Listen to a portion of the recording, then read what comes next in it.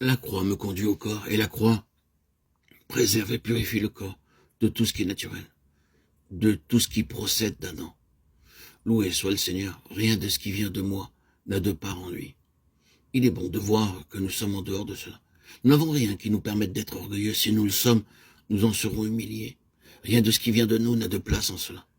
Nous pouvons avoir une bonne opinion de nous-mêmes, avoir confiance en nous, accomplissant bon nombre de choses, mais souvenons-nous que rien de ce qui est en nous ou que nous pouvons faire n'a lieu d'être dans cette chose. La croix doit agir. C'est très coûteux car cela touche la source même de notre vie propre. Cela peut concerner quelque chose que vous aimeriez garder précieusement, mais vous réalisez que cela doit être rejeté. C'est cela, le corps. Vous réalisez alors que la question du mouvement auquel vous appartenez en tant que membre individuel doit être réglée. Il ne peut y avoir d'indépendant dans le corps. Le corps ne le permettrait pas. Si je remue mon doigt, le muscle de ma main ne peut pas refuser d'agir. Il doit suivre. Si je bouge mon bras, mon doigt ne peut pas rester où il était auparavant, ni faire la chose qui lui plairait.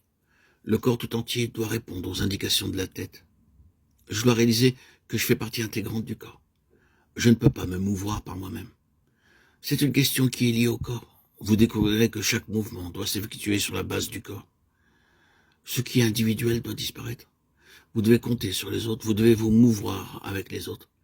Vous devez progresser avec Dieu et avec vos frères. Cela règle la question des têtes pensantes. La question d'une autre autorité dans le corps de Christ cause un préjudice au corps. C'est vouloir renverser la seigneurie de Jésus. C'est destituer le oint de Dieu et mettre quelqu'un d'autre sur le trône. C'est comme lorsque Saül était contre David.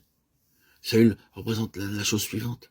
Un système organisé parmi le peuple de Dieu qui se dresse contre celui que Dieu a oint. Il y avait deux ennemis opposés à David. D'une part, il y avait Goliath, les Philistins, les ennemis qui venaient du dehors. Et d'autre part, il y avait Saül, celui qui venait de l'intérieur. Il est vrai que Saül a combattu les Philistins. Mais souvenons-nous que ces deux ennemis ont voulu empêcher David de monter sur le trône. Saül se caractérisait par sa haute taille. Il dépassait les Israélites d'une tête. C'était un homme d'une stature exceptionnelle.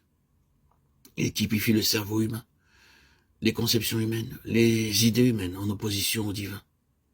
Ce que l'homme pense être bien, juste, et qui cependant se dresse contre Dieu.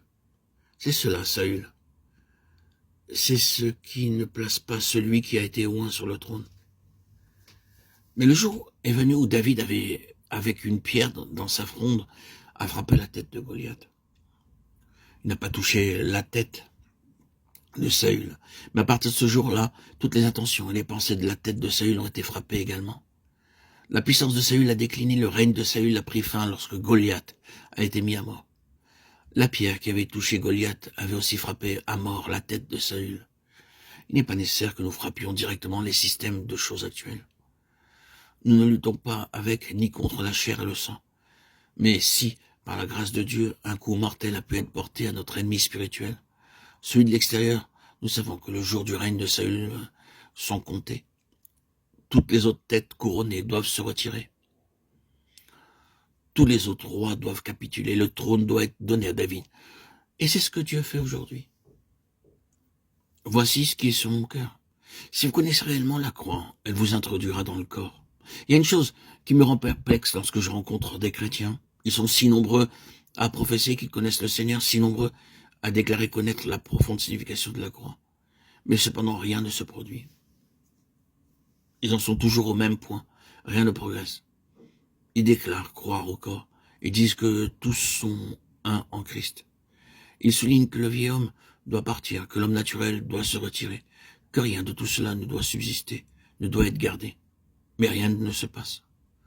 Vous ne voyez jamais les choses se manifester. Ce n'est pas un simple langage que le Seigneur nous préserve d'être uniquement des parleurs. Le Seigneur doit nous donner quelque chose de spirituel afin que nous puissions réellement voir. Ainsi, nous réaliserons que tout ce que nous avons traversé, tout ce que le Seigneur faisait en nous, n'avait pour autre objectif que le corps. Il s'évertue à ôter ce qui vient de nous-mêmes, pour faire de nous des membres qui fonctionnent dans le corps. Puisse-t-il nous conduire afin que nous soyons en mesure de voir clairement ce qu'il fait aujourd'hui. Également, que rien de ce qui procède de nous-mêmes ne peut avoir de part dans son corps.